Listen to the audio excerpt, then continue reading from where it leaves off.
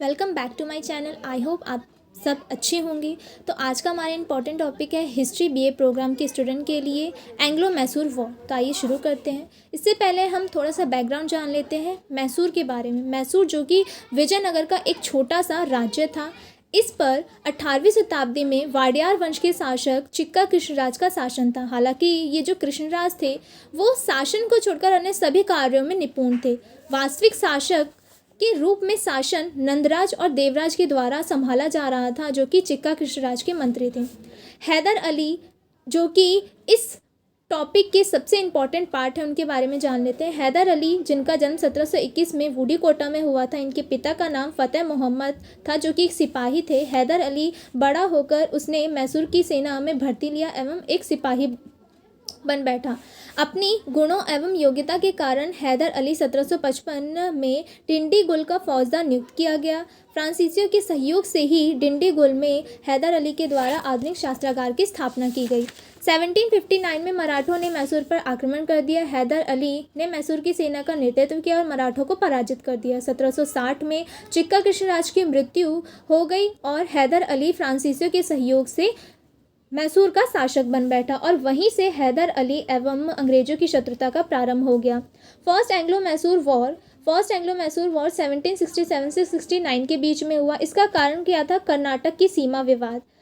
ये जो वॉर है वो जोसेफ स्मिथ और हैदर अली के बीच में हुआ था। इस युद्ध में सर्वप्रथम अंग्रेजों ने 1767 ईस्वी में अंग्रेजी सेना द्वारा मैसूर पर आक्रमण किया गया। प्रारंभ में हैदर अली पराजित हो गया, लेकिन बाद में इसने अंग्रेजी सेना को पराजित कर मद्रास तक पीछा किया। परिणाम क्या हुआ? मद्रास की संधि जो कि 1769 ईस्वी में हुई। इस संधि की मुख्य शर्त थी एक दूसरे के जीते हुए क्षेत्रों को एक दूसरे को वापस कर दिया जाएगा। दूसरी शर्त, हैदर अली अंग्रेज बंदियों को रिहा करेगा। तीसरी, अंग्रेज हैदर अली को युद्ध का हर्जाना देंगे। जो सेकंड एंग्लो मैसूर वॉर है वो 1780-84 के बीच में होता है। इसका कारण क्या था? कर्नाटक के जो नवाब थे मोहम्मद अली द्वारा अंग्रेजों से सहायता मांगी गई हैदर अली के विरुद्ध।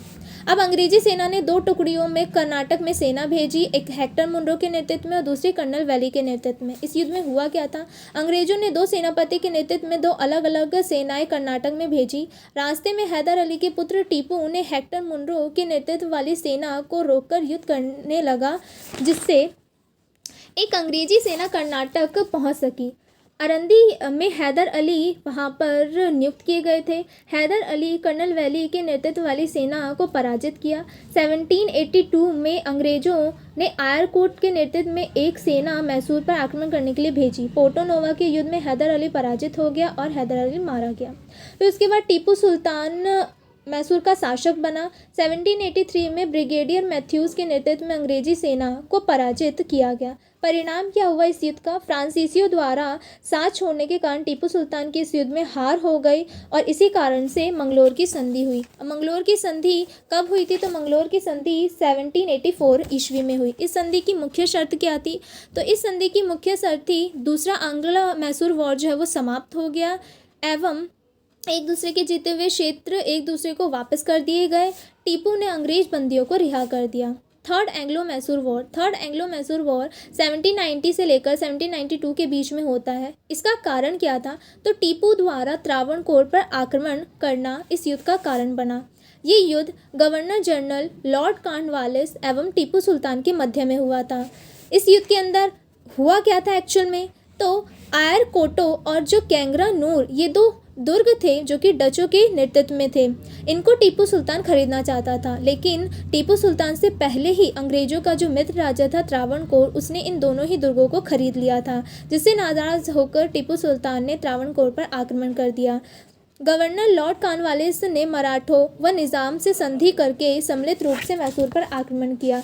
इस युद्ध में अंग्रेजों की जीत हुई एवं कॉर्नवालिस मैसूर के अनेक क्षेत्रों को जीतकर श्रीरंगपट्टम को घेर लिया।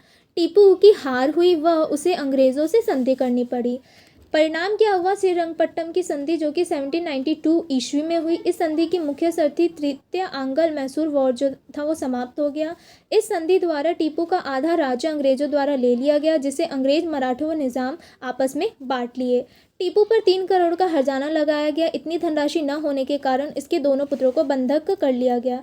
टीपू की सेना सीमित कर दी गई। फोर्थ एंग्लो मैसूर वॉर जो है 1799 ईस्वी में होता है। इसका कारण गवर्नर लॉर्ड वेलेस्ली के द्वारा टीपू सुल्तान को एक सहायक संधि भेजी जाती है। टीपू सुल्तान इस सहायक संधि को अस्वीकार कर देते हैं, जिसके कारण इन दोनों के मध्य युद्ध होता है। वेलेस्ली के द्वारा अनेक क्षेत्रों को जीतकर श्रीरंगपट्टनम के दुर्ग को घेर लिया जाता है। टीपू सुल्तान को उसी दुर्ग पर उसकी हत्या कर दी जाती है। इस युद्ध का परिणाम क्या होता है? अंग्रेजों द्वारा बोघार वंश के 2 वर्षीय बालक कृष्णराज को मैसूर का शासक बना दिया जाता है। हालांकि 1834 में विलियम बेंटिक के द्वारा मैसूर को जीतकर अंग्रेजी साम्राज्य में मिला लिया जाता है।